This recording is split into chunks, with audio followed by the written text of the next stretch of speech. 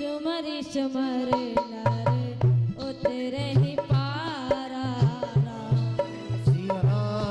सिया राम जय जय राम, राम सिया राम जय जय राम। बोलो।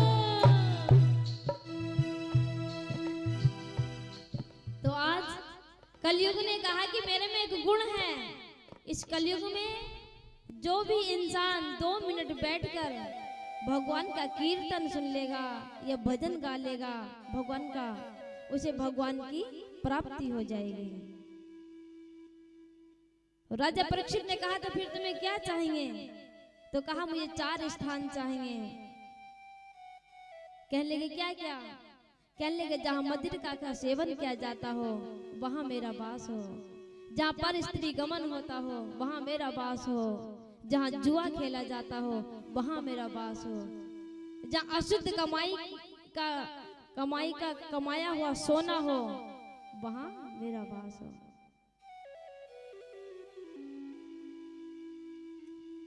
तो आज उन्होंने कहा, जैसे ही 3 स्थान मांगे थे उन्होंने, तो कलयुग ने कहा कि एक स्थान और चाहिए मुझे, कि मुझे सोना है। तो राजा परीक्षित ने कहा कि जाओ सोने में वास करो। तो वो मुकुट सोने का था, तो वो कलयुग उस सोने में ही जाकर बैठ गया था उनके मुकुट पर। उनकी बुद्धि भ्रष्ट हो गई। और राजा परीक्षित जैसे जंगल में शिकार खेलने के लिए गए, तो वहां पर समीक ऋषि भगवान का भजन कर रहे थे। तो उन्हें जोर की प्यास लगी और कहा कि हे महात्मन, मुझे जोर की प्यास लगी है, मुझे जल पिलाओ। तो महात्मा जी ने वो बात नहीं सुनी।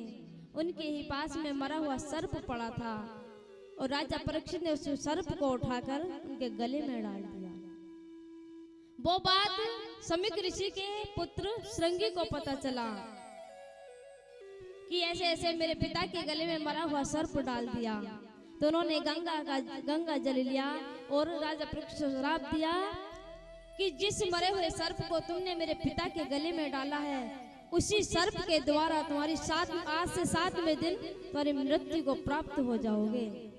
जैसे ही श्राप को पता चला समीक ऋषि को, उन्होंने अपने चेलों को भेजा और कहा राजा परीक्षित से कह देना आज से 7वें दिन तुम्हारी तक्षक सर्प के द्वारा मृत्यु होगी और कोई उपाय कर लेंगे।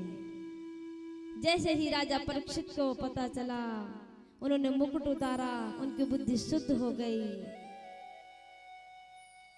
शिष्यों ने कहा कि महाराज, आपने मरा हुआ सर्प ऋषि के गले में डाल दिया और आपको श्राप लग गया है। आप इससे छुटकारा पाने के लिए कोई उपाय कीजिए। जैसे ही पता चला राजा परीक्षित को, राजा परीक्षित ने अपने बड़े पुत्र को जन्मेजय को राज्य सिंहासन पर बैठाया और बन बन जाने लगे और सभी से पूछ रहे हैं कि 7 दिन में मरने वाले इंसान को क्या करना चाहिए। यदि आप होते और आपको कोई कष्ट होता, किसी के पास जाते और कहते कि मुझे 7 दिन में मरना है, मुझे क्या करना चाहिए। उन्होंने ये नहीं कहा, उन्होंने कहा कि 7 दिन में मरने वाले इंसान को क्या करना चाहिए। उन्होंने संसार के लिए ये प्रश्न किया। 2 मिनट में आरती होने वाली है। तो आज जगह जगह घूम रहे हैं कि 7 दिन में मरने वाले इंसान को क्या करना चाहिए। और आज हमारे सुखदेव जी का आगमन हुआ। ओली सुखदेव महाराज की जय हो। एक भजन के बाद आरती, कल फिर समय से आना।